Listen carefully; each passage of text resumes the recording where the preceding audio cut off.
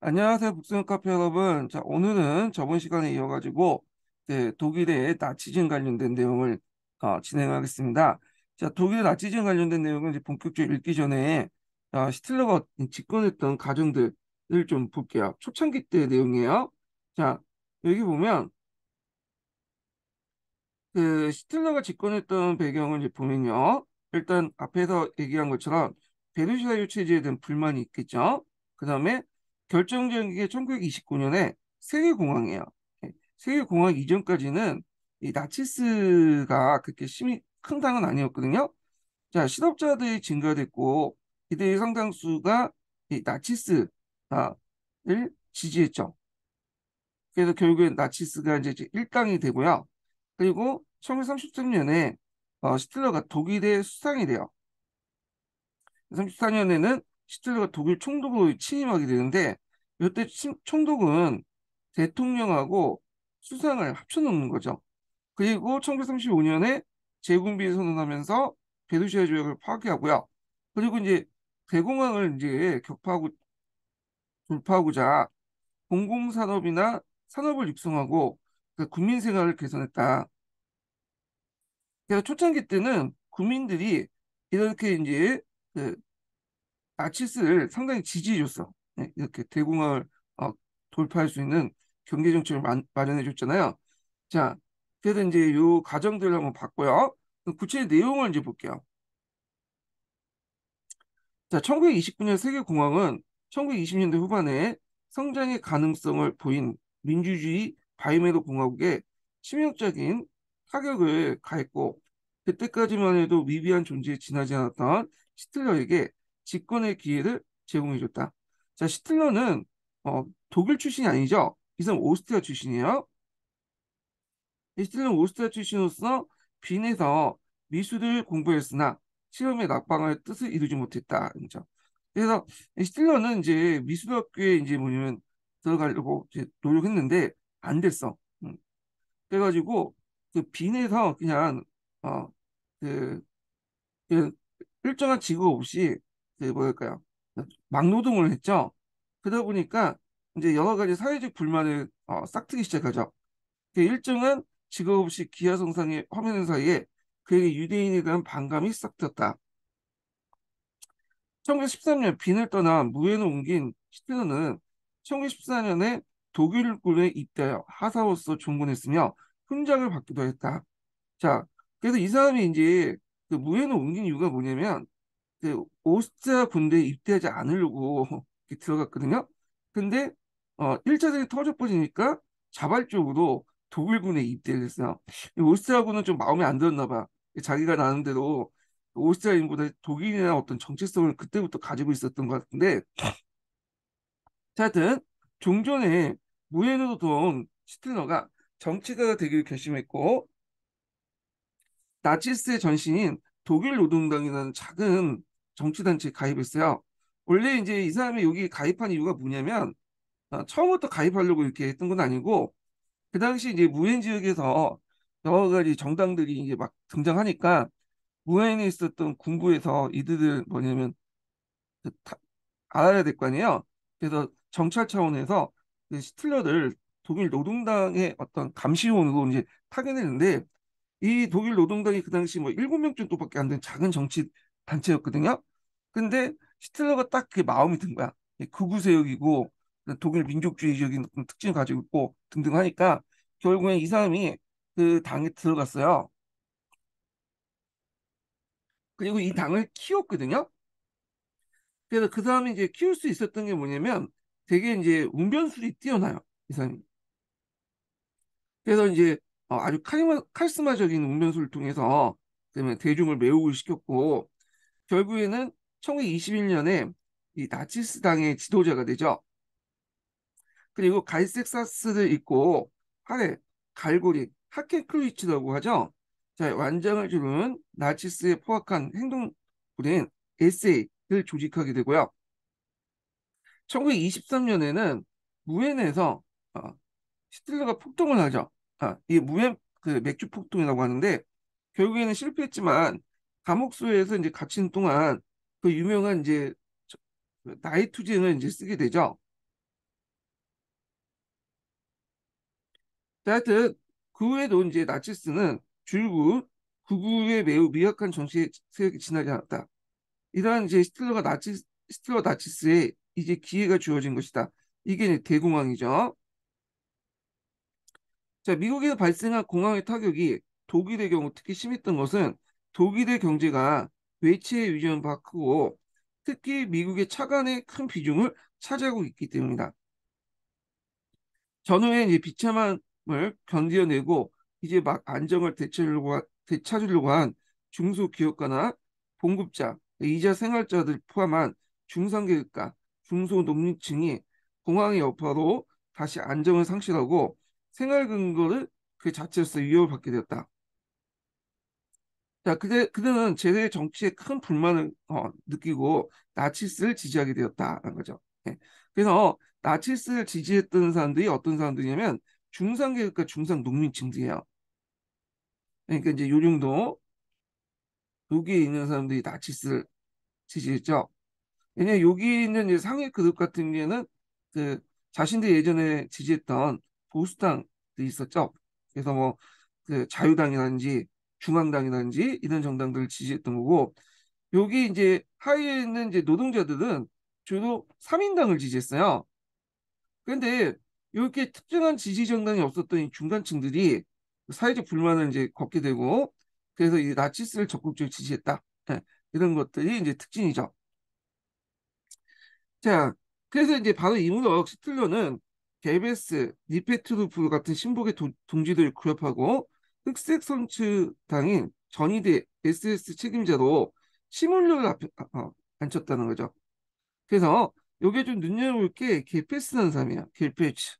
유명한 이제 성동의 대가죠. 선동의 대가. 그리고 이 SS라는 건데 SS는 이제 그 앞에 언급한 SA보다 좀 더 체계적이고 군대 조직을 가지고 있어요. 예, 무장력도 가지고 있고요. 그래서 이제 이걸 시물을 이제 앉혔죠. 이 사람도 되게 유명한 사람이에요. 그리고 그 예전에 아이만 같은 사람이 나왔기 때문에 2차 세계대전 때 이제 참여했던 히틀러 정권에 참여했던 유명한 사람들 이름은 좀 외워두실 필요 있어요. 예. 그리고 SS보단 SA, SS는 SA보다 상위에 있었고 순서를 통해 소유자만이 그 대원이 될 수 있으며 후에 게슈타포가 알려진 나치의 비밀 경찰의 핵심 부지가 되었다. 그래서 이제 그 이렇게 있고 특히 SS는 나중에 이제 군대 조직이 돼서 일종의 친위대가 돼. 친위대. 그 독일군이 있고 독일군 위에 또 SS가 있어요. 그래서 그 밑에 여러 이제 사단들도 보유하고 있었고 그래서 이 SS가 이제 상당히 정예 부대였거든요. 2차 세계대 때. 그리고 상당히 가혹했던 부대야. 네. 그래갖고 2차 세계대전 도중에 이 SS 단원을 뭐냐면 그 잡으면 그 자리에서 이제 미군이 사살했다고 그래요. 일반 독일군이 아니라. 예. 그만큼 상당히 이제 뭐냐면 장혹한 부대였다. 네. 이렇게 이제 보시면 될 것 같고. 자, 이때 이제 난국을 맞이한 노령의 대통령 신덴부르크는 카톨릭 중앙당의 불륜인을 총리에 임명하고 그동안 한 번도 발동하지 않았던 긴급 사태에서 대통령 비상권을 행사하기 시작했다. 그래서 이제 바이메르 공화국 같은 경우에는 비상시 비상대권이라는 게 있다고 했죠. 그래서 비상대권이 발휘되면 일종의 그, 법보다 더 위에 뭐냐면 움직일 수 있어. 그래서 일개 대통령령이 법보다 더 위에 서가지고 상위법으로서 기능하는 게 있어요. 그래서 이런 게 있는데 이게 나중에 이제 문제가 되죠. 예전에도 얘기했지만 나중에 히틀러가 집권하고 나서 여기 이 신덴부르크의 비상대권을 잘 이용하죠. 그래서 자기가 이제 필요할 때마다 신덴부르크가 좀 약간 그 당시 왔다 갔다 했거든요. 나이가 많아서. 그래서 그걸 이용해가지고 권력을 장악하는데 상당히 유용하게 써먹었다. 이런 것도 있어요. 자, 그 이는 바이메드 헌법에 규정되어 있어 파편적인 거라고 할 수 있으나 의회 제도를 붕괴시키는데 하나의 조짐이거나 조짐이기도 하였다. 자, 이러한 조치를 묻는 1930년 9월 총선거에서 나치당은 앞의 선거보다 12석에서 170석으로 늘어난 175 놀라운 증가를 보여 제2당이 되었고 공산당 역시 54석에 77석의 의선수가 증가한 반면에 온건한 중간 노선의 정당 등 의석을 잃었다. 그러니까 이제 대공황으로 인해서 극자와 극우의 그 정당들이 상당히 이제 뭐냐면 지지를 많이 받았다. 이렇게 보시면 될 것 같아요. 자, 이러한 선거 결과들 보고 그 당시 이제 사회민주당은 브루닝을 이제 싫어하면서도 나치스의 정권을 참여를 방지하기 위해서 그들 지지하기로 했다. 그러나 브루닝은 공황택칙이 하나로 오스트리아 간세 동맹을 시도했으나 연합군, 특히 프랑스의 반대로 좌절됐고 특히 오스트리아 대은행이었던 크레디티 알슈테트가 파산해 공황을 더욱 심각해졌다. 자, 요 은행이 그 오스트리아를 포함한 독일에서 제일 큰 은행이었어요. 그러다 보니까 이제 요게 파산됨으로써 금융공황이 일어나기 시작한 거죠. 독일까지 영향을 줘서 그래서 결국에는 대공황이 더 심각하게 더 확산이 됐던 거야. 자, 한편으로 대재벌을 공격하면서 다른 한편으로 공산주의를 배격하는 사유재산을 옹호하고 소시민층에게 종합노동자와 소시민 측의 조합노동자와는 별도로 지위를 약속한 나치스는 중소시민층을 끌어들였다. 자, 뿐만 아니라 독일의 군픽 원인을 유대인의 희생을 몰아붙이고 베르사유 조약을 폐기를 주장하는 나치스는 국민 감정 속에 깊이 파고들었다는 거죠. 자, 그래서 나치스가 이제 그 당시 중상층에게 먹혀들었던 이유에 대해서 지금 설명을 하고 있거든요. 첫 번째 이유가 나치스는 반재벌, 그 다음에 반공상주의 성격을 갖고 있어요. 이걸 구호를 내세웠죠. 그러다 보니까 이제 이런 것들이 재벌에도 반대했지만 그렇다고 해서 공상주의를 좋아하지 않았던 이 중상층 계급들에게 먹혀들었던 거야. 물론 나중에 이제 이 반공상주의는 계속 유지되지만 반재벌의 구호는 좀 폐기되죠. 왜냐면 그 정치를 하려면 돈이 필요하잖아요. 그러다 보니까 재벌하고 이제 서 유착될 수밖에 없는데 하여튼 초창기 때는 그렇게 이제 진행을 했다는 거. 예. 그리고 두 번째로는 어, 독일의 군픽의 원인을 유대인들의 희생을 삼았죠. 인종주의 성격, 특히 독일에서는 이 유대인에 대한 어떤 감정이 되게 많았거든요. 그래서 그 당시 이제 유대인들이 독일에 이렇게 군픽하게 만들었고 유대인 때문에 등에 칼을 맞아가지고 1차 세계에서 져가지고 졌다. 뭐 이런 식의 말도 안 되는 그 소리를 하면서 뭐냐면 어, 그 당시 그 나치스가 이렇게 이제 주장을 했던 거고 그 다음에 이제 베르사유 조약 폐기 같은 걸 내걸었죠. 그 나치스가 이제 정권을 잡는 과정에서 내걸었던 구호들 이런 것도 좀 기억을 해두시면 될 것 같아요. 자, 그리고 1932년 초에는 정권을 장악하기 위해 돈이 필요했던 스틸러와 그의 장래성을 내다본 대재벌 및 산업자본가 사이에 타협이 성립되었다. 그래서 요이 때까지는 이제 앞에까지는 반재벌을 내세웠는데 이 반재벌이 이제 없어지게 되죠. 예. 자, 나치스는 우익정당의 국민당, 제한군인회, 윤커 농민 연맹과도 제휴했다. 네, 대통령 임기 만료가 행해진 1932년 3월에 선거에서 과연 시틀러는 중앙당과 사회민주당을 중심으로 한 온건파가 지지한 신덴표를 패배를 했긴 했지만 그 표수는 불과 600만 표의 정도였다. 자, 잇따라 4월에 행해진 지방선거에도 나치스는 큰 승리를 거뒀고 17월의 중간 총선거에서는 그 230석을 얻어 제1당이 되었다는 거죠. 자, 그리고 한편 이보다 앞서 그 5월에 총리가 된 카톨릭 귀족 출신으로 중앙당 우파에 속하는 파페는 산업자본가들의 압력을 가해 시틀러의 세력을 거꾸로 하였고 그 어느 정도 성공의 조짐도 보였다. 그러나 그동안 신덴베르크의 마크의 임무를 하려간 야심적인 슈라이헤르 장군이 전면에 나서 총리가 되자 파페는 시틀러에게 접근하고 산업자본가 재벌은 1933년 1월 초에 나치스에게 재정 지원을 약속했다는 거죠. 자, 그래서 그 당시 요 하페가 상당히 실수한 게 뭐냐면 이 히틀러를 이용해 가지고 이 사람을 견제하려고 했어요. 자기 정적을. 근데 문제는 파페 같은 경우에는 히틀러를 이제 통제할 수 있다고 생각했거든요. 그래서 이 사람을 견제하려고 히틀러를 수상으로 올려놨죠. 그런데 히틀러가 이 파페가 생각만큼 그런 어떤 영향이 떨어진 사람이 아니잖아요. 그래서 이제 오히려 히틀러가 이제 정권을 장악하니까 이들을 제거를 해버린 거야. 예. 그래서 독재를 붙이죠. 예. 자, 국회에서 기반이 없는 슐레이하르는 신데메르크의 지지마저 상실되고 물러나고요. 1933년에 히틀러는 드디어 총리를 취임했다는 거죠.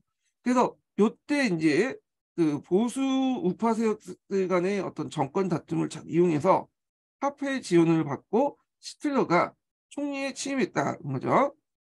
자, 히틀러는 곧 이제 국회를 해산하고요. 새로운 선거를 실시했어요.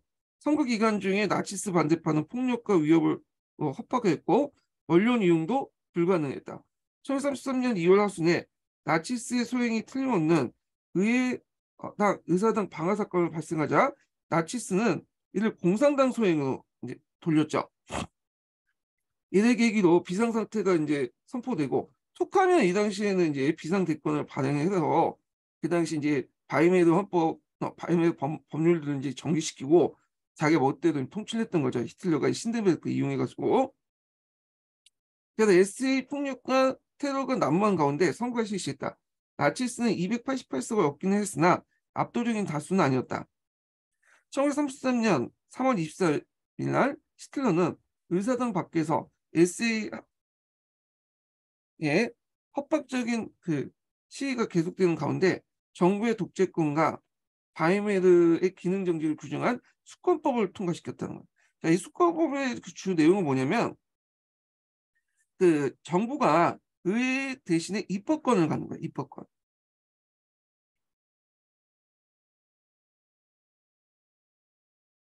입법권을 소유한다. 자, 그래서 이제 이걸 바탕으로 해서 바이메르 헌법을 정지시켜 버렸죠. 결국에는 바이메르 헌법을 폐기시켜. 입법권을 가지고 하면서. 예. 자, 그래서 이제 이 내용들 좀 기억을 해주시고요. 자, 당선자들은 이미 제거되어 참석을 못했고 사회민주당 당선자 중에 참석한 93명만 반대했다. 그들은 이제 다수를 차지할 정부로서 합법적으로 원하는 것을 할 수 있는 마당에 수권법 필요성을 어디에 있는가를 뒤져했으나 그 이유는 알게 되었다. 자, 의사당은 국기 개항대에 공화국 국기 대신에 나치스 하케크로이츠가 이제 개항되었다. 바이메르 공화국은 죽은 것이다. 자, 그래서 이제 입법권을 얻은 후에 그리고 그 헌법을 중지시키고 이제 폐기한 후에 히틀러는 독재화 작업을 이제 하게 되죠. 예. 자, 첫 번째로 보면 지방장관을 중앙에서 임명을 해요. 강력한 중앙집권 체제를 수립했다는 거. 자, 이거는 이제 독일 같은 경우에는 지방자치가 되게 왜냐면 발달됐잖아요.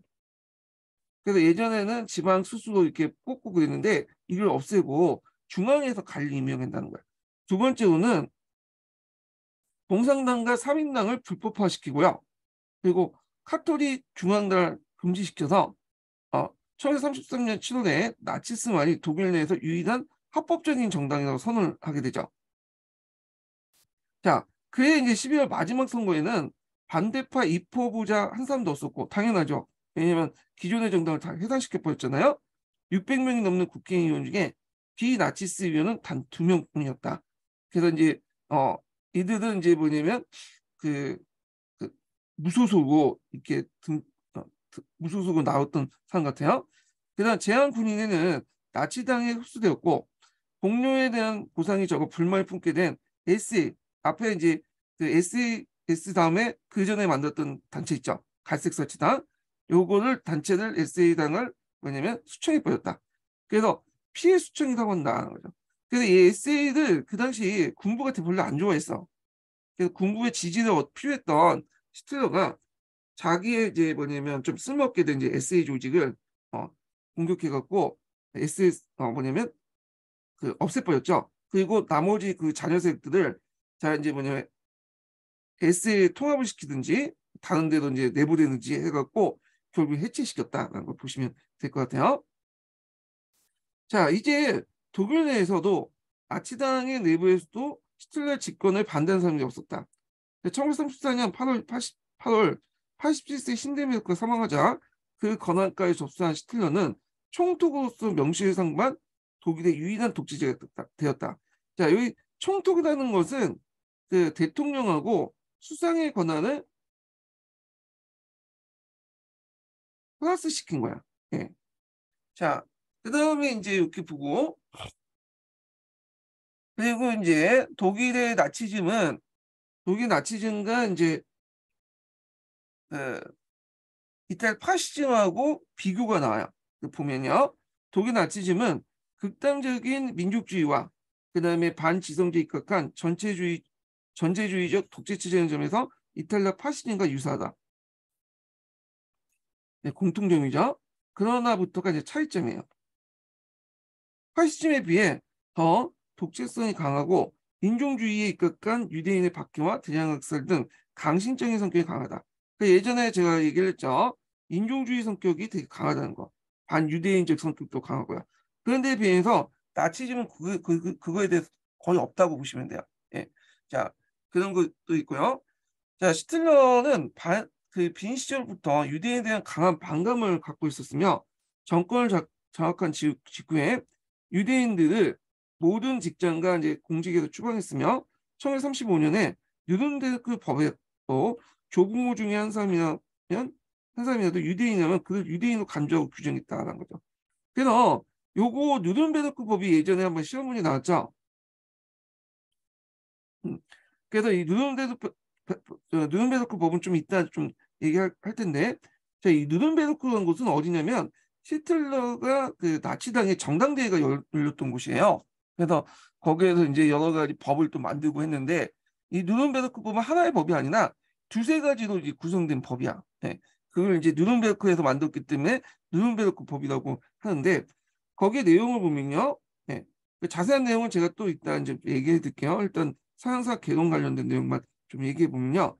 조부모 중에 한 사람이라도 유대인이라면 그 유대인으로 간주한다. 그래서 4분의 1의 피가 섞이면 유대인의 자손이다. 이렇게 보죠.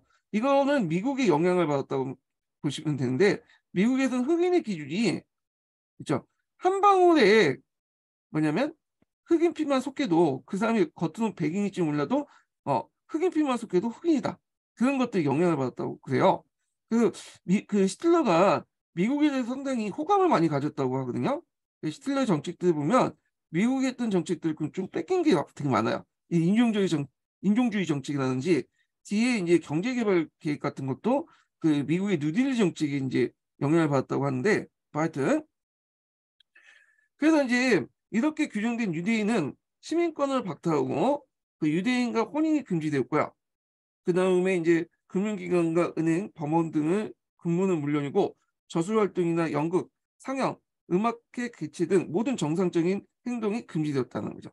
그래서 이제 있고, 그리고 유대인들이 식별할 수 있게 그들은 특별한 이름을 갖고 다비드란 황색벌을 박은 만장을 차용했다. 그래서 이게 이제 뉴른베르크 법이 예전에 기출문에 나왔죠. 그 법이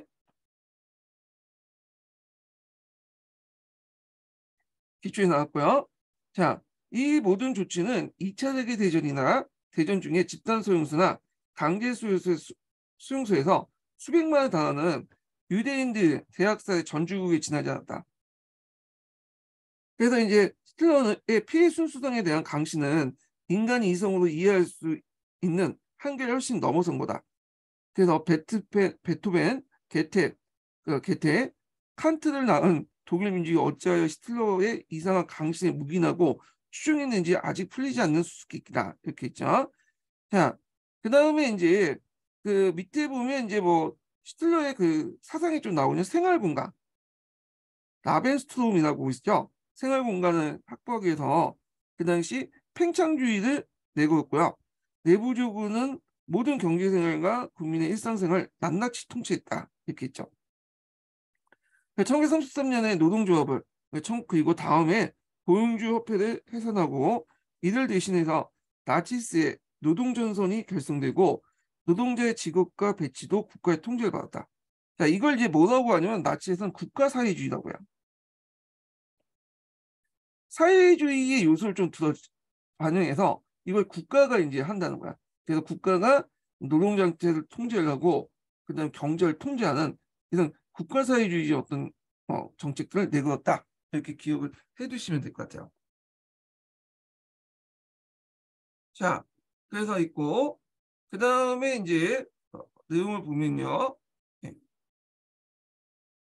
여기에서 좀 국가사회주의에 관련된 내용을 좀 볼게요. 이거 제가 그게 서양사 강의를 중심으로 해서 정리를 좀 해놨거든요. 잠깐 보면요.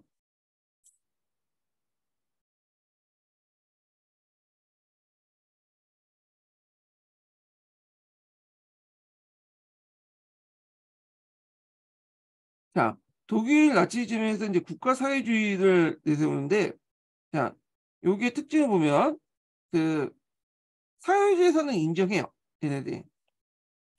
근데 이제, 그 뭐냐면, 어, 계획적인 요소, 그러니까 사회주의 계획적 요소를 뭐냐면, 받아들이는 거죠. 그래서 실질적인 생산수단은 정부가 소유하고 있다. 이게 특징이야. 그러니까 국가 개입해갖고 계획 경제를 하고, 그 다음에 일자를 창출하고, 그런 것들이 이제 있고요.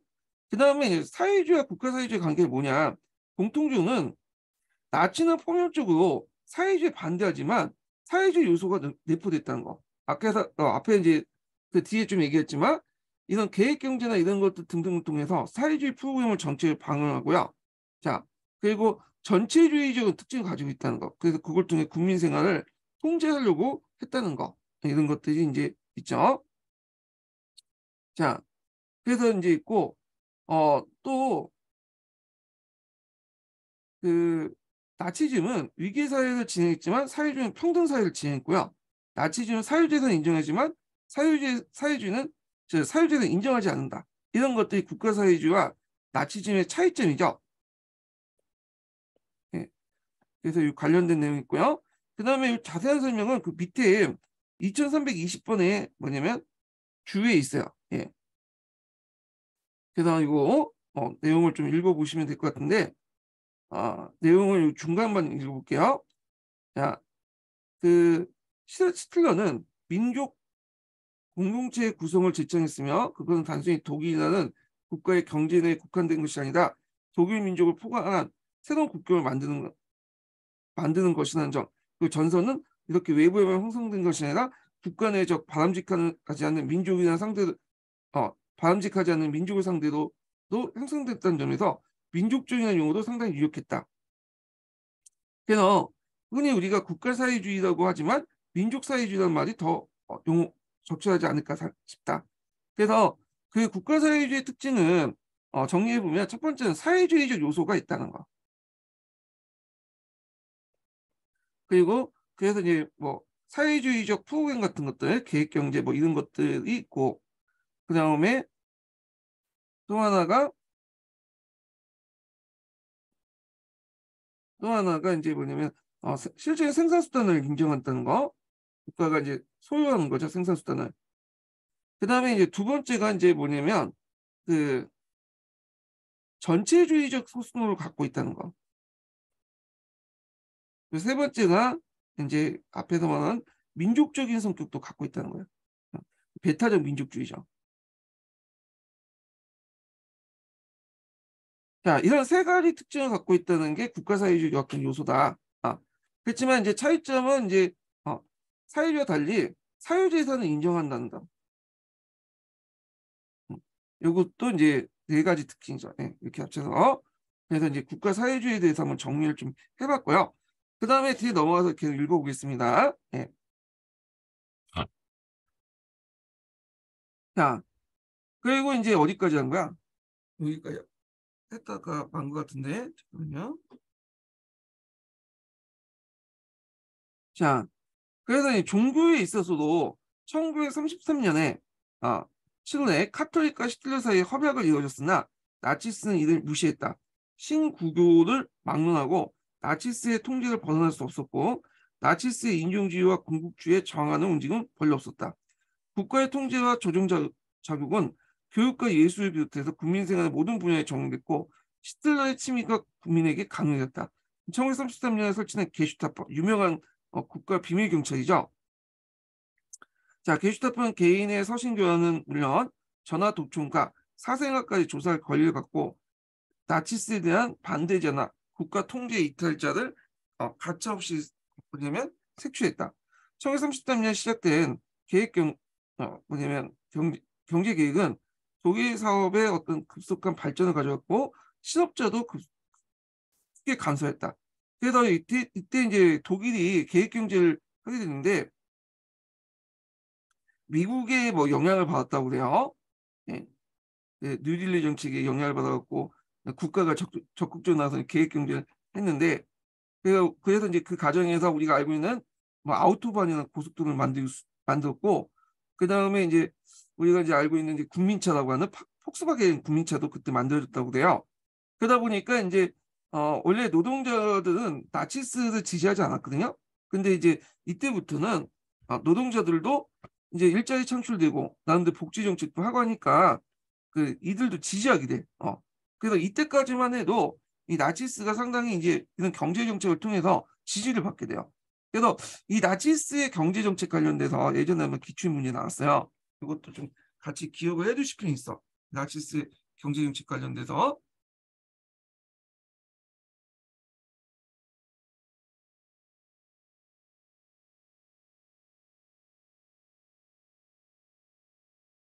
자, 그 다음에 이제 독일 민족의 대다수는 생활의 향상과 안정, 그리고 영토 팽창과 민족적 경제 회복에 만족했고, 히틀러는 한화였다. 그러나 그것들을 위해서 지불한 대가와 희생은 물론이고, 히틀러가 새로운 파국을 향해서 미치듯이 줄다름치고 있는 사실은 그는 알지 못했다라는 거죠. 자, 그 다음에 이제 히틀러 관련돼서 이제 서강자 관련된 내용이 있는데요. 예, 그 서강자 545페이지 보죠.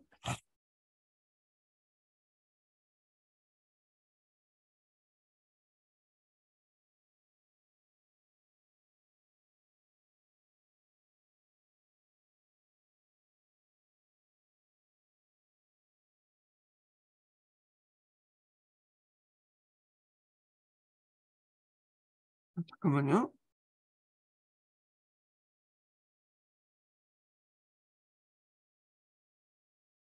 자, 거기 보면 대공황과 나치즘의 부상 관련된 내용 있죠? 예. 542페이지 내용부터 이제 시작되는데 요거는 뭐 각자 읽어보시고 예. 쭉 넘어가서 545페이지부터 볼게요. 자, 이 나치즘 관련된 내용인데 이걸 읽어보겠습니다. 독일 나치즘의 이제 기원이 됐던 그 정당이 독일 노동당이죠. 후에 이제 이 독일 노동당이 이름을 바꿨어요. 예, 그래갖고 이제 이렇게 나치당이 되는데 자 나치즘이란 기본적으로 독일 노동당의 후신으로 1920년에 출발한 독일 민족사회주의 노동당의 명칭에서 유래된 것이다.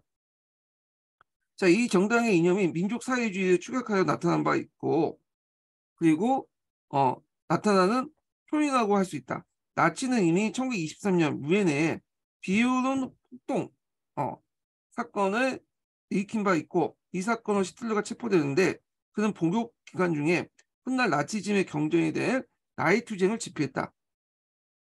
그는 무솔리니를 정치적 스승으로 인정하면서 파시즘의 주요 개념과 발상을 차용했다. 그런 점에서 나치즘은 파시즘의 변종으로 간주할 수 있었다. 초기 나치는 베르사유 체제에 대한 독일 국민의 증오심을 불을 지피며 정치 활동을 전개했지만 독일 경제가 대공황의 충격을 받기 전까지는 소수파 운동에 머물고 있었다. 그러나 대공황의 운명을 바뀌었다. 1933년부터 30년부터 1930년대부터 나치당은 합법적으로나 비합법적인 공간 모두 급격하게 부상되기 시작했다. 1928년 선거에서 나치당은 고작 12개 의석만 차지했지만 1930년 선거에서는 107석을 차지했고 1932년 선거에서는 득표율이 37.2%를 기록하며 230석에 차지하는 기염을 토했다. 나치에게 정치란 단순히 의회 정치만 의미하는 것이 아니었다. 권력 장악이나 대명제 아래서 나치는 거리 정치에도 강력한 영향력을 행사하며 부상을 했다. 1930년에 10만 명이 다녔던 갈색 서치 나치 도입국경, 그러니까 그 SA라고 하죠. 예. 100만 명의 헤아리게 되었고 거제는 공산주의자와 사회민주주의자, 노동운동 활동가들에게 린치와 테러를 가고 시간쟁을 벌이면서 위세를 가시했다. 자, 나치즘의 부상은 히틀러 총리 취임으로 정점을 찍었다. 그래서 1932년 12월에 파페네디에 이어 총리 취임한 슐레이어 장군이 그와 극자 사이 첨예한 대립을 해소한 취지에서 보수적인 그러니까 노동조합 지도자 사이의 강범위한 연립을 추구하자 이에 놀란 보수파는 히틀러의 총리를 임명하면서 신덴베르크 등에게 압력을 했다. 임명하도록 신데베르크 대통령이 압력을 했다 했죠. 그때 이제 파페가 이제 잘못 생각한 거죠. 이 사람을 없애려고 누구를 이용한 거야? 히틀러를 동원해서 이제 얘를 제거하려고 했던 건데 문제는 이 히틀러가 수상에 취임하면서 이 사람 뜻대로 움직이지 않았던 거죠. 오히려 이제 히틀러가 공격을 해서 이 사람을 이제 제거를 해버렸죠. 자, 마침내 이제 1933년 1월 30일 날 히틀러가 독일 제국 총리직에 취임함으로써 나치즘의 갈색 혁명이 시작됐다. 나치 혁명은 그 선례인 이탈리아 검은 혁명보다 훨씬 더 철저하게 전체주의 체제를 추구했던 하면서 독일 사회의 전면적인 개조를 요구했다. 그래서 이제 이는 생물학적 결정론에 근거한 나치즘의 이데올로기적 극단성인 만큼 이탈리아보다 상대적으로 더 풍부한 독일의 인적 물적 바탕으로 했던 것이다. 그래서 이제 그 생물학적인 어떤 결정론이라는 것은 인종주의죠. 인종주의. 그래서 이탈리아보다 이탈리아 파시즘보다 이 인종주의 색깔이 되게 강했다는 거를 얘기하고 있고요. 거기에다 또 이제 독일은 이탈리아보다 기술력이라든지 뭐 물적 배경, 인적 배경이 되게 뛰어나잖아요. 자, 그래서 이제 독일이 나중에 2차 세계를 일으키고 상당수의 유럽을 점령했던 배경이 그 이유였거든요. 자, 비밀 경찰이 이제 들이닥쳐 고문당을 악몽을 시다는 많은 독일의 경우는 그 자체로 나치의 전체주의가 사람들의 꿈과 무의식까지 지배했음을 시사했다. 자, 히틀러 나치의 권력 장악을 보면 그보다 10년 전에 이루어진 이탈리아 파시즘의 권력 장악과 흡사한 대목이 있다. 일단 파시즘과 나치 모두 합법과 비합법을 넘나드는 정치 활동을 전개했음에도 권력 자체에 철저하게 합법적인 방식을 정했다. 그래서 앞에서 이제 파시즘이 무솔리니 정권할 때는 로마의 진군이라는 걸 통해서 집권했잖아요. 근데 이런 것들이 합법적인 건 아니죠. 의회 정치를 무시하고 했던 거잖아. 비합법적인 거죠. 근데 이 나치즘은 좀 달라요. 나치즘은 물론 이제 비합법적인 방법도 있지만 합법적인 선거를 통해서 뭐냐면 정권을 장악했어요. 네. 그래서 바이메르 헌법 아래에서 정권을 장악하고 수권법을 동원해서 이 바이메르 헌법을 뭐냐면 그냥 폐기시켜 버렸죠. 네. 그래서 나치즘은 이제 히틀러 정권 장악은 합법적이었다. 그런 거와 이제 무솔리니 정권 장악과 좀 다른 점이다. 이렇게 보시면 될 것 같아요. 자, 그 다음에 이제 요거 밑에는 이제 뭐 각자 읽어보시고, 자, 뭐 파시즘의 모순해가지고 이렇게 있는데 요것도 이제 뭐 이탈리아 파시즘 관련된 내용이 있고, 그 다음에 뒤에 넘어가서 자, 뉴른베르크법 같은 이제 뭐냐면 인종 학살 문제 관련된 내용이 있거든요. 네. 그래서 그 내용을 좀 볼게요. 자, 요거 읽기 전에 히틀러의 이제 인종 학살 정책 관련된 내용도 있어요. 그래갖고 요 부분은 이제 좀 얘기하고 나서 그 다음에 서강자에 있는 인종 학살 관련된 내용을 좀 얘기해 볼게요. 예. 요게 이제 서강자에 자세히 돼 있긴 하는데 도중에 이게 왔다 갔다 해가지고 일단 이걸 읽고 나서 책을 좀 잡고 나서 관련된 서강자 내용을 한번 읽어볼게요. 그 부분에 대해서.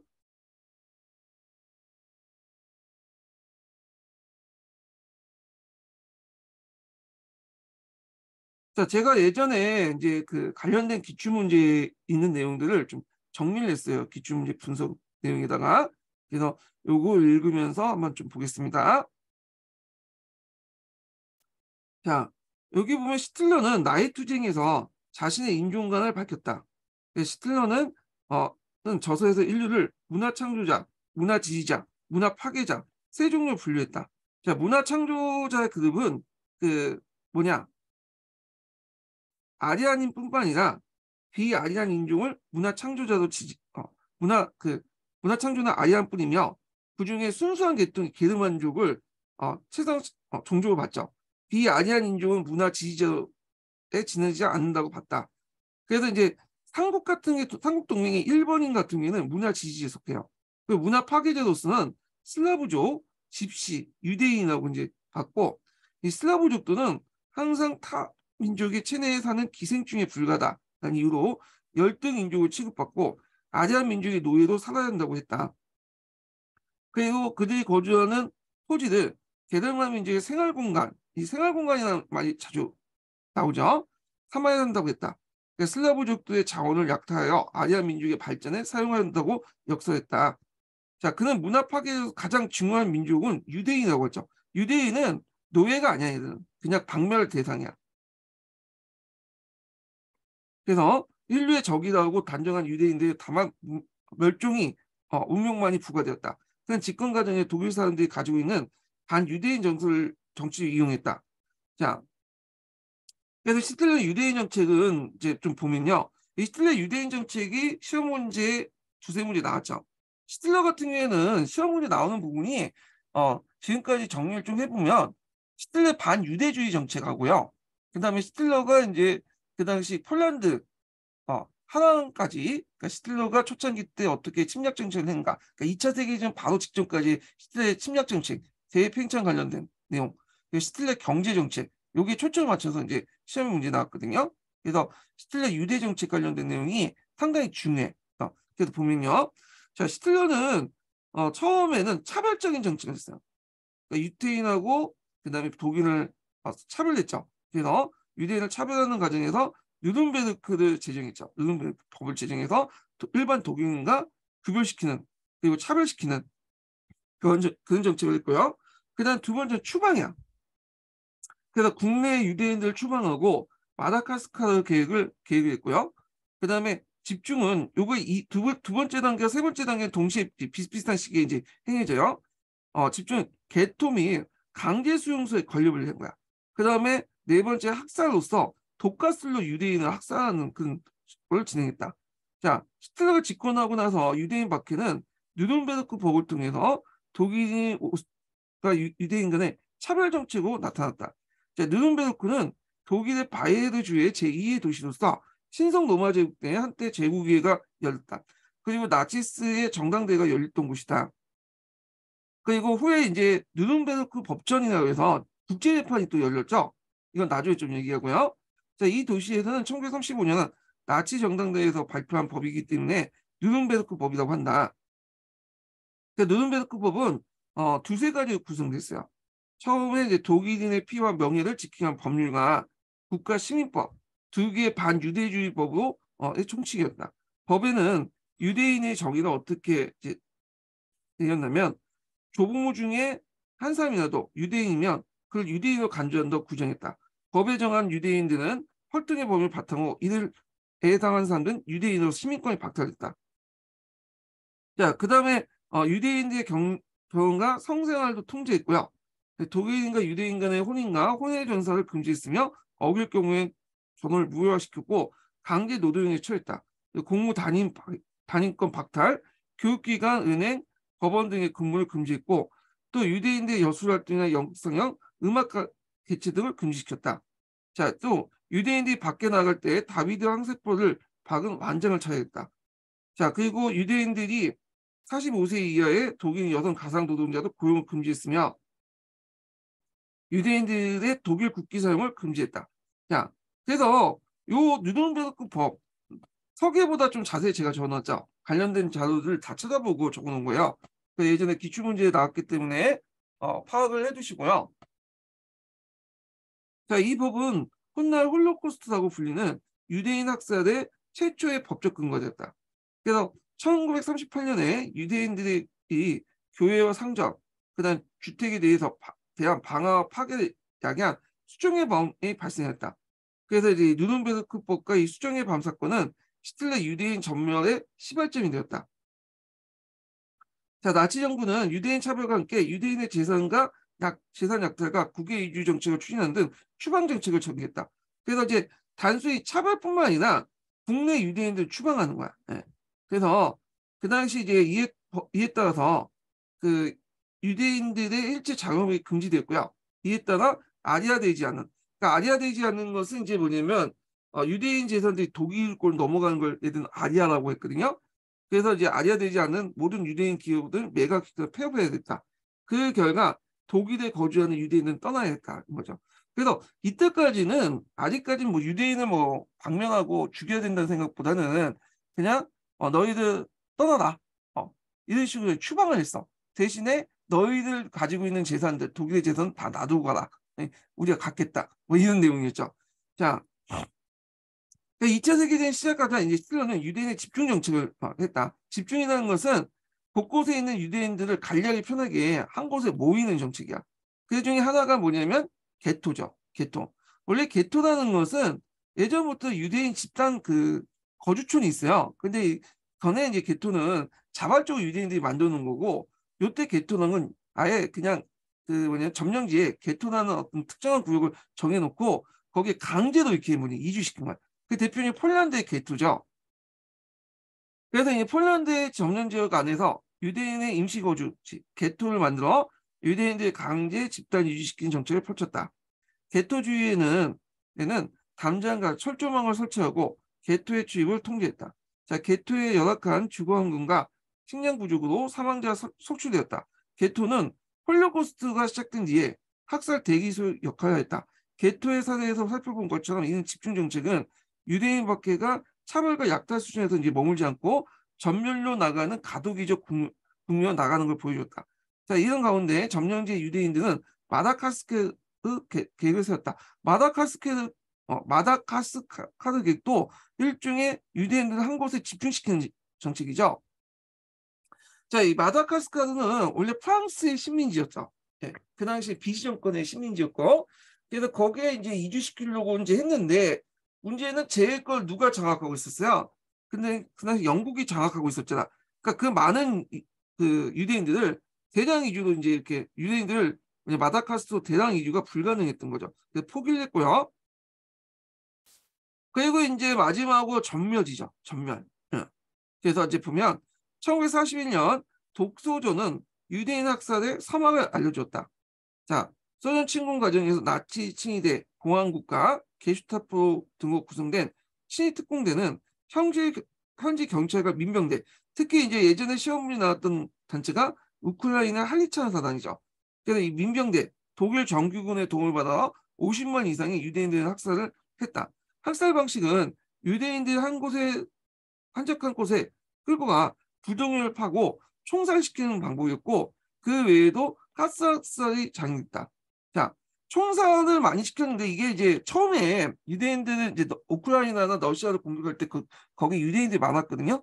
그래서 이 유대인들을 한 곳에 모아갖고 이제 부동을 파고 총살시키는 건데 좀 보기도 안 좋고, 그리고 이제 약간 이제 뒤처리가 좀 그랬나 봐. 네. 그 여러 뭐냐면 총살하고 그 시체를 묻고 나서 거의 그 옆에 뭐 가스도 나오고 시찰 썩은 가스 나오잖아요. 기름도 나오고 하니까 사람들 눈에 띄잖아. 그리고 이제 여기 총살을 담당했던 이제 군인들이 많은 트라우마를 겪게 돼요. 그러니까 이제 이게 좀 그렇다 해가지고 어떻게 하면 군인들 트라우마도 없애고 효율적으로 이제 죽일 수 있는 방법이 없나 이렇게 생각하다가 가스 학살을 하게 되거든요. 그래서 처음에는 그 수용소가 아니라 가스차를 만들었어. 가스차를 만들어서 학살했다가 나중에 가스실, 수용소에 이제 가스실을 만들어가지고 바꿨죠. 자, 하여튼 가스 학살을 장했고, 자, 이걸 전멸 정책 공식화시킨 것이 뭐냐? 바제네이죠. 요거 되게 유명한 행위니까 꼭 외워두세요. 두 번이나 시험 문제 나왔어. 바제네이. 자, 그래서 이 바제네이는 베르린 교회 바제노스에서 열렸던 그 회의인데요. 그때 나치의 고위 관리들이 참여한 회의에서 유대인 문제의 최종 해결을 결의했다. 자, 이때 최종 해결이라는 건 뭐냐? 독가스로 이제 죽이겠다라고 결의한 거야. 자, 바제네이 이외에 원래 강제 노동 수용소 및 그 다음에 포로 수용소에 쓰였던 아우스피치 수용소 등이 가스 등에 가스실이 설치되어 전멸 수용소 경하게 되었다. 그래서 나치 점령지 안에 유대인들은 철도로 이동을 하고 각지의 수용소에 있는 가스시에서 600만 명 넘는 유대인들이 대량 학살됐다. 자, 그래서 이제 있는데 이때 철도를 담당했던 유대인들을 철도 이동시키는 데 큰 역할을 했던 총책임자가 아이만이라는 사람이 있어요. 이 사람은 나중에 좀 설명할게요. 이거 예전에 기출문제 나왔죠. 아이만도 여기 바잔에 의해 참석했던 인물이야. 예. 실무자급에서도 총지휘자라고 보시면 돼요. 이 사람이. 예. 자, 그래서 이제 이렇게 해서 유대인 학살 관련된 내용을 한번 읽어봤고요. 서강자 관련된 내용 한번 읽어볼게요. 관련된 내용을. 자, 여기부터 한번 읽어보겠습니다. 1935년에 누른베르크 법으로 유대인과 비유대인들의 어떤 통혼이 금지되고 유대인들의 정치적 권리가 박탈당했고요. 1938년에는 유대인의 교회 상점, 주택에 대한 방화와 파괴를 야기한 수정의 밤 사건이 발생됐다. 자, 그래서 이 수정의 밤은 왜 수정의 밤이라고 하냐면 그 당시 이제 그 유대인들의 교회 상점, 주택을 이제 파괴하고 나서 그때 이제 많은 유리창이 깨졌거든요. 그러니까 유리창이 깨지고 나서 그때 이제 달빛에 유리창이 비쳤어. 그래서 수정의 밤이라는 명칭이 여기에 나온 거야. 예.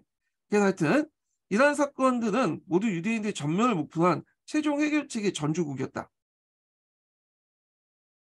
그래서 이런 내용들 기억을 해두시고요. 그 다음에 이제 쭉 해서 이제 뒤에 있는 내용들 넘어갈게요. 유대인에 관련된 내용 중에 어, 인종주의 정책들만 좀 얘기해 보겠습니다. 예.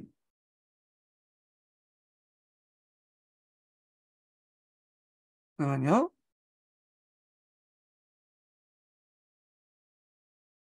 자, 그러면 이제 서강자에 보면 몇 페이지 펴보시면 548페이지 펴보세요.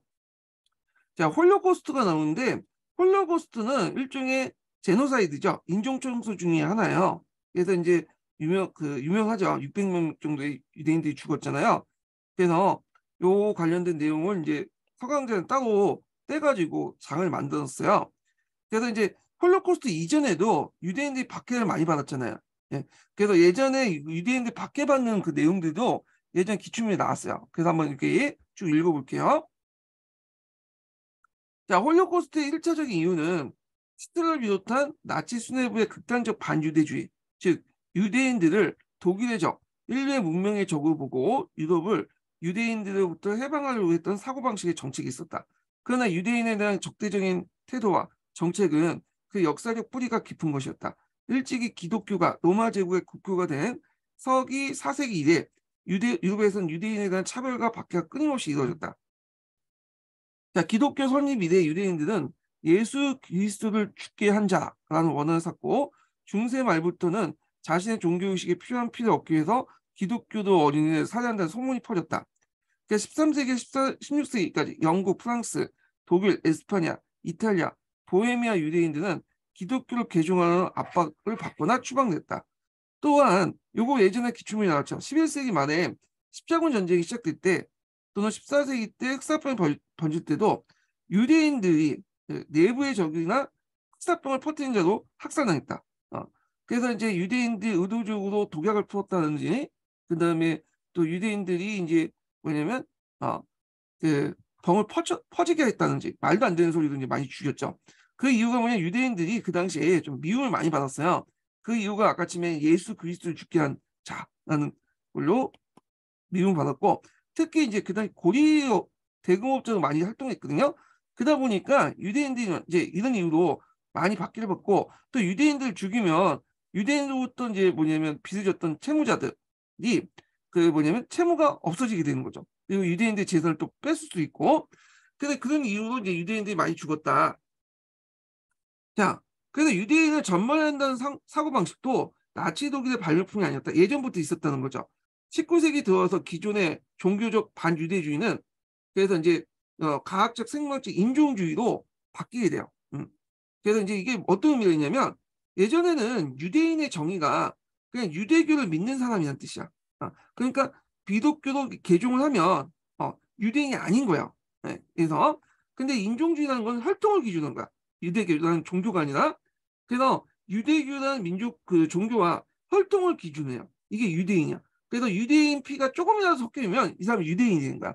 그래서 종교적인 어떤 원인이 아니라 이제 생물학적인 어떤 기준에 따라서 유대인의 정의가 바뀌어지기 시작한 거죠. 그래서 이제 반유대주의로 바뀌었고 악마라는 기존의 유대인 이미지는 기생충으로 바뀌었다. 그래서 악마는 쫓아내야지만 기생충은 박멸해야 할 존재였다라는 거죠. 자, 반유대주의 면에서 나치 독일의 기존의 설계가 달랐던 점은 차별과 박해를 논리적 극단까지 밀고 나갔고 일부 지식인이나 정치인들의 관념에 그쳤던 유대인의 전멸을 실제 정책으로 구현한 데 있다.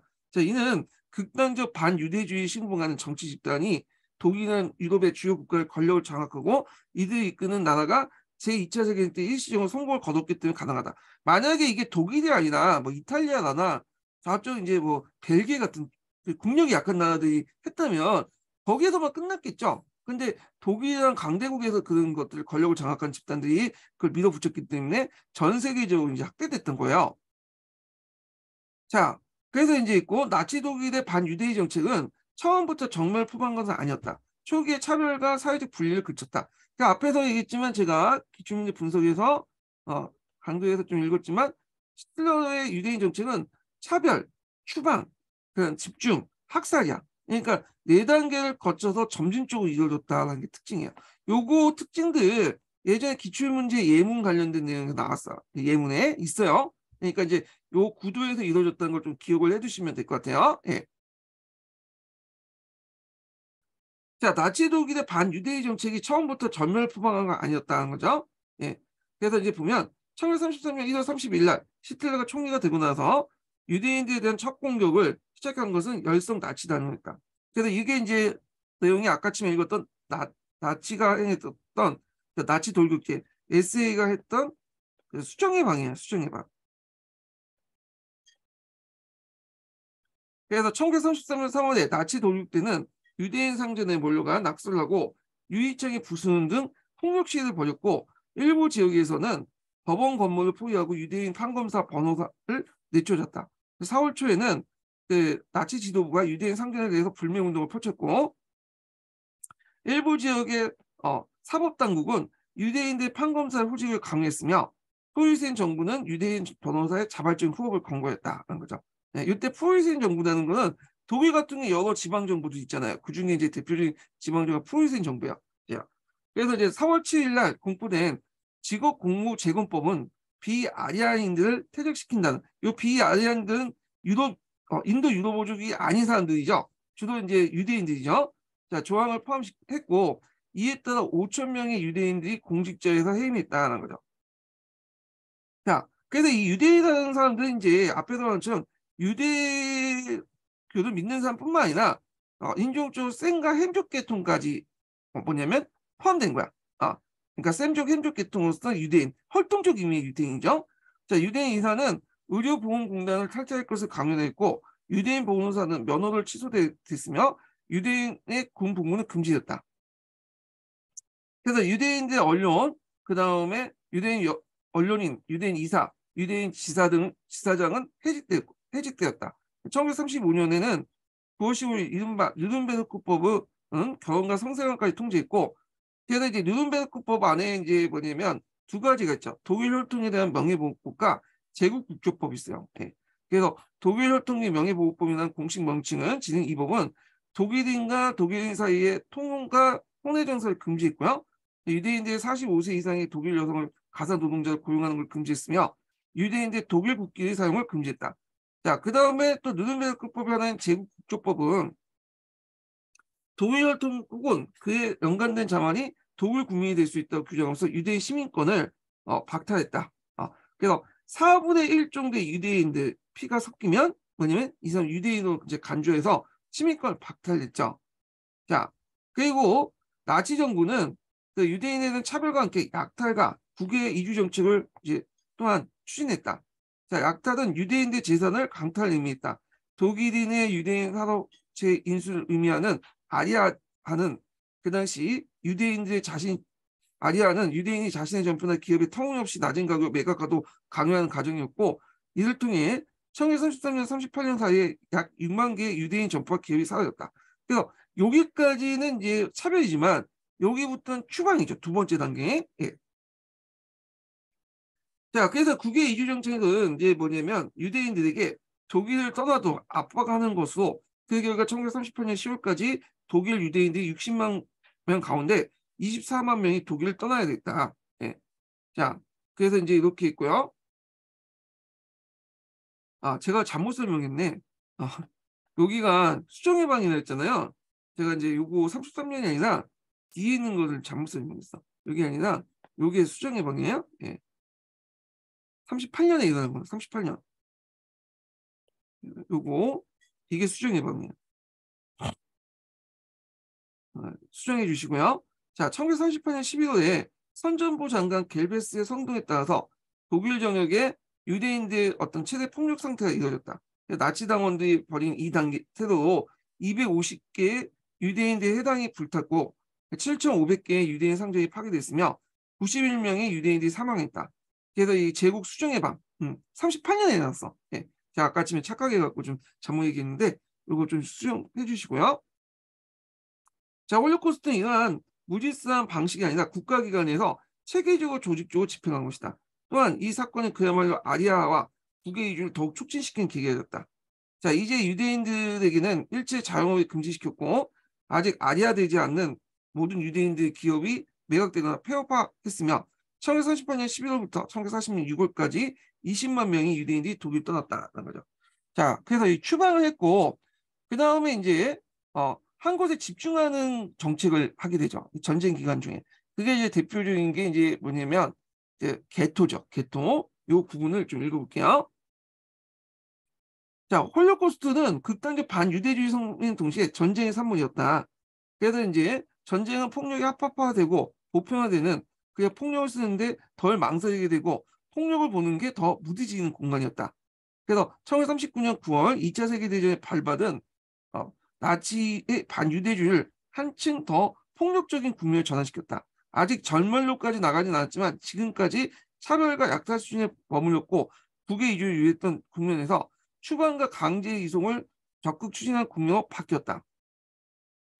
그래서 전쟁과 점령이라는 상황은 독일 지역의 유대인들 어디든 보내야 됐다는 정말 가능케 했다. 또한 폴란드 점령이라는 상황은 유대인에 대한 독일 국내에서 보다 더 무자비하고 가강한 조치를 부상과 집행을 가능했다. 그 결과 생겨난 것이 바로 폴란드 지역 곳곳에 설치된 게토였다.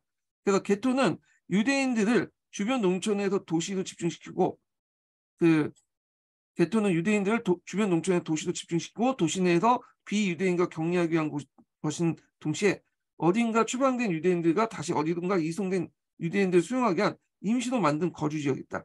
그러한 의미의 게토는 1939년 9월 2차 세계대전 발발과 1942년 6월 소련 침공 사이의 기가 더 이상 차별에 머물지 않고 전면으로 나가지 않는 가독이 국면을 대표했다는 거죠. 그래서 게토 관련된 내용이 쭉 있어요. 근데 이 게토에 사람을 모아놓고는 실제로 이들에게 이제 여러 가지 먹을 수 있는 식량이나 이런 것들을 공급을 해줘야 되는데 공급을 잘 안 해줬어. 그러다 보니까 이 게토 안에서 많은 사람이 죽었거든요. 그래서 이제 유대인들이 군주인과 전역범 사망을 한 걸 추정하고 있고요. 나중에 이제 바르샤바에서 이제 그 게토가 있었는데 이 게토에서 봉기가 일어나요. 그래서 결국엔 이 봉기를 이제 뭐냐면 진압을 해서 아예 이 게토에 있는 유대인들 싸그리 죽여버리죠. 예. 자, 그래서 이제 이렇게 있고요. 그 다음에 이제 여기 뒤에 볼게요. 자, 여기 보면 이제 게토가 설치된 지역이 있는데 그냥 넘어갈게요. 예. 그 중에 이제 뭐냐면 그 마다카스카르 섬 관련된 내용을 좀 읽어보겠습니다. 자, 그래서 이번에 이제 아프리카 프랑스 시민지 마다카스카르 섬의 최적의 유대인 이동 장소로 떠올렸다.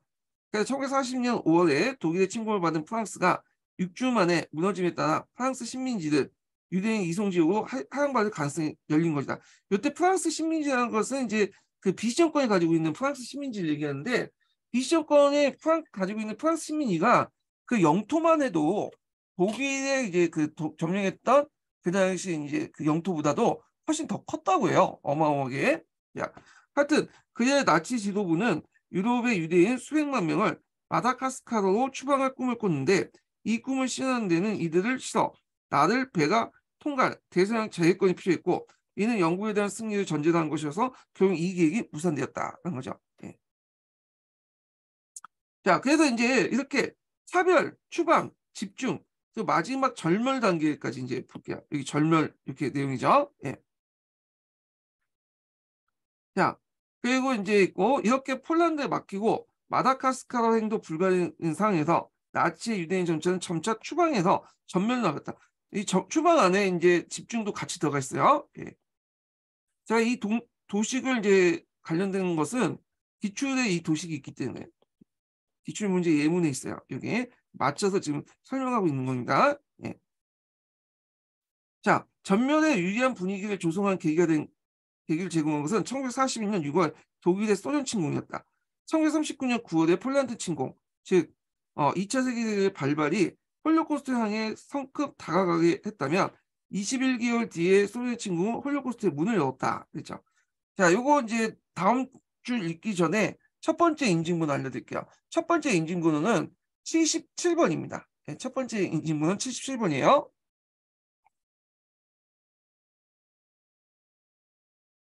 자, 전쟁과 홀로코스트의 깊은 연관성은 제2차 세계대전이 발발하기 7개월 전에 이미 히틀러 자신에 의해 호명된 바가 있다. 히틀러는 1939년 1월 30일 연설에서 많이 유럽 안팎의 국제 금융 유대인들이 대표적인 가문이 노스차일드 가문 같은 가문도 있죠.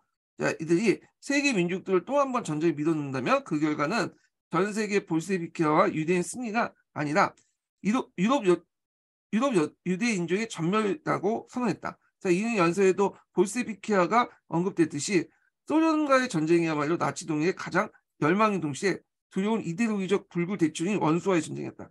자, 그래서 나치 독일 입장일 때는 슬라브족들을 점령해가지고 그걸 자기의 생활 공간을 이제 만든 다음에 거기에 독일을 이주시키고 슬라브족들이 이제 차지하고 있는 영토 안에 있는 여러 이제 천연 자원들 있잖아요. 석유라든지 이런 것들을 뭐냐면 또 아니면 곡물 같은 것들 가져와서 독일의 발전에 기여시켜야겠다. 그런 생각을 하게 된 거야. 그래서 그 당시 소련, 특히 우크라이나 같은 경우에 지역이 상당히 이제 노른자 땅이죠. 그래서 이제 여기 석유도 나오고 곡창지대도 유명하고 그런데 하여튼 그 우크라이나나 이거 석유는 아니다. 곡창지대도 유명한. 그리고 카카스 지역이 석유가 많이 나오잖아요. 그래서 이런 지역들을 점령해갖고 뭔가 독일 발전에 뭐냐 큰 공을 할 수 있다 이렇게 생각을 한 거야. 예. 그다음 이데올로기적인 측면을 보면 그 당시 이제 독일하고 소련은 약간 협력 관계였지만 뒤에 얘기했지만 그렇다고 해서 뭐 친했던 것도 아니었죠. 또 이데올로기는 상당히 다르잖아요. 이쪽은 완전 철저한 반공주의고 그쪽은 좀 뭐냐면 철저하게 이제 뭐냐면 사유재산을 경멸하려고 했던 사람들이고 그러다 보니까 이제 서로 간에 이제 맞지가 않은 거지. 그런데도 약간 극자와 극우는 통한다고 전체주의 속성은 또 일치돼요. 하여튼 자, 그래서 이제 이렇게 있고, 그래서 첫 번째 형태의 이제 홀로코스트가 바로 이 소련 침공 과정에서 전진하는 독일 전국 바로 뒤에 친위 특공대가 수행되었다. 자, 친위 특공대라는 건 여기 나오는 건 SS 특공대인 것 같아. 보통 정규군 독일 정규군 있으면 따로 이제 SS라는 친위대 있죠. 이 친위대를 따로 별도의 군평성을 뒀어요. 예. 그래서 얘네들이 그 상당히 핵심적인 부대였거든요. 네, SS 그 부대 앞에 얘기한 것처럼. 자, 하여튼 친위 특공대는 나치당 친위대 보안군과 그 다음에 그 게슈타포의 경찰관 3,000명 구성된 기동 학살 부대로서 이 부대가 발트 지역과 벨라루스, 우크라이나, 크리미안 지역에서 현지인 경찰과 민병대 동참, 독일 정규군, 치안경찰, 예비경찰 동으로 1941년 12월 50만 이상의 유대인들이 학살되었다 했죠. 그래서 이 친위 특공대 안에는 또 뭐가 있냐면 게슈타포가 있었어요. 예, SS 안에는 게슈타포라는 조직이 따로 있었고 이 게슈타포는 비밀 경찰과 관련된 내용이에요. 예, 친위대 보안국도 요 친위 특공대 안에 있고 여기는 이제 앞에서 얘기한 그 SS 특공대 관련된 내용이죠. 따로 이제 친위대 조직 안에 이런 것도 있었다. 이렇게 기억을 해주시면 될 것 같아요. 자, 학살 방식은 대체로 구덩이 앞에 줄지어 무릎을 꿇게 한 후에 뒤통수 조준 사격을 한 것이다. 그죠? 자, 발트해상국 및 소련 지역에서 일어난 재래식 학살이 전투 과정 자체에 깊은 관련이 있고 그 지역에서 국한된 형상이었다면 1941년부터 나치 지도부는 범유독적인 차원에서 유대인 전멸을 구상하고 준비하기 시작했다. 더 이상 유대인들이 추방할 곳이 없는 마당에 전 유럽의 유대인들이 모두 사라지게 하려면 조준사격 같은 재해식 방법 어림없었다. 이거는 땅을 파고 이 구덩이에다가 이제 항해서 총을 쏘는 거 아니에요. 사람을 이렇게 무릎 꿇은 다음에 그 구덩이에서 이제 사람 죽으면 이게 파먹는 방식인데 이게 너무 손이 많이 가. 그리고 여기 사람을 죽이는 과정에서 병사들이 트라우마도 있고 하니까 그래서 적은 비용을 가지고 효과적으로 죽일 수 있는 방법 없을까 생각하다가 가스는 학살이라는 근대적 방식이 개발됐다. 예. 그래서 이제 여기에서 이 가스가 독가스죠. 1차 세계대전 때 많이 사용했잖아요. 그래서 이제 이걸 이용해 가지고 뭐냐면 사람들을 이제 많이 죽이기 시작했죠. 그래서 대량 살상이 가능했던 것이 그다음에 근대적인 방식을 통해서 가능. 예전 중세 시대 때는 이렇게 많은 사람들 죽이지 못했어요. 예. 그러니까 이런 이유로 예, 근대라는 게 꼭 진보고 그다음에 어, 선이다. 이런 게 과학은 꼭 진보다. 이런 것들이 등식이 깨지게 돼요. 그래서 후에 이제 포스트 모더니즘의 어떤 바탕이 됐던 건데, 자, 하여튼 그렇고 가스 학살은 직접 사살에 비해 인간적인 방식, 희생자가 아니라 가해자, 즉 학살 집행자에게 더 인간적이고 정확히 말해 양심의 가치과 스트레스를 덜 느끼게 하는 방식이죠.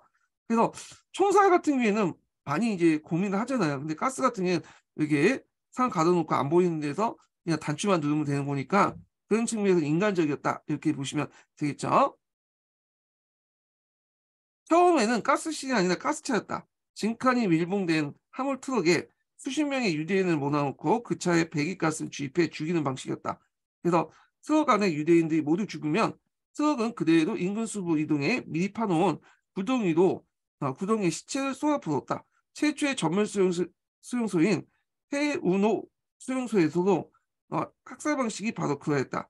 자, 소련 침공 직후 이미 지역당의 전멸이 시작되었고 나서 반년이 지난 시점인 1942년 1월 20일 날 결국 중앙청원에서 전 유대인들 절멸이 결정되었다. 그날 베르린 교회 바젠호수 인근의 한 건물에 제국 보안청장의 하이드리를 주재로 내무부, 외무부, 병무부, 4개년 계획청, 총리실, 폴란드 총독부, 그리고 제국 철도 등의 차관급 고위 관리들이 모여서 유대인의 문제의 최종 해결에 결의했다. 이른바 이제 바제네에서 작성한 회의록은 전멸 대상의 유대인들 모두 1,100만 명으로 잡혀 있었다.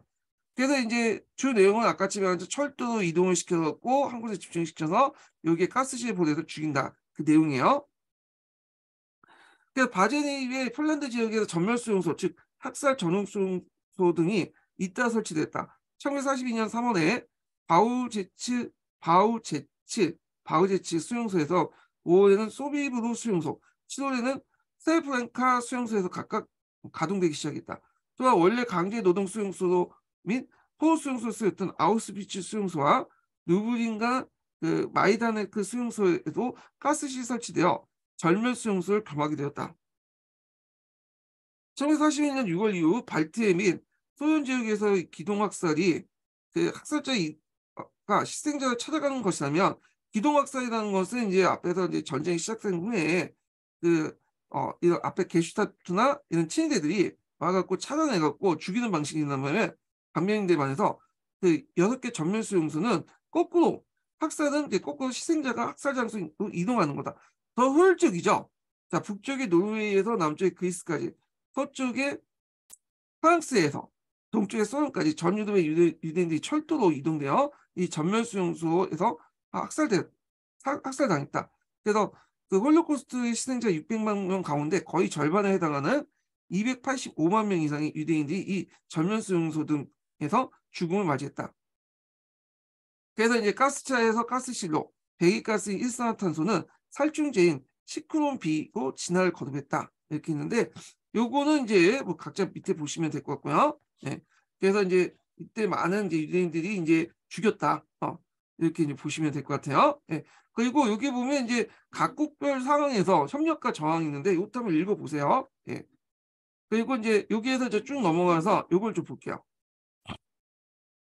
578페이지. 이게 이제 예전에 역교동 기출 관련돼서 할리차나 사단 관련된 내용이거든요. 한번 읽어보겠습니다. 자, 현지인들 협력이 가장 적극적인 사례는 발트해 지역 및 우크라이나, 벨라루스 등에서 발견된다는 거죠. 예. 자, 1941년 6월 소련 침공 직후 리투아니아, 라트비아, 우크라이나, 벨라루스의 현지 보조 경찰가 우크라이나 민병대 여기 뭐냐면 할리차는 사단이죠. 자, 이 사단은 독일의 친위 특공대가 그 지역의 유대인들 수세 체포 사살하는데 적극 협력했고요. 리투아니아 민병대도 친위 특공대의 사주로 수천 명의 유대인들이 학살했다. 여기 있는데 특히 이제 우크라이나나 여기 보면 리투아니아가 있죠. 이 지역은 처음에 이제 초기 때 히틀러가 이제 그 독일군이 왔을 때 대환영을 했어요. 왜 이 지역이 대환영이냐면 우크라이나는 그 전에 그 스탈린이 집단화 가정을 하잖아요. 그 과정에서 많은 사람들이 대규모 학살당했어. 굶어 죽었죠, 그냥. 그래가지고 이렇게 있고 거기다가 또 우크라이나가 이제 그 소련에 대해서 러시아에 대해서 감정이 별로 안 좋아. 네.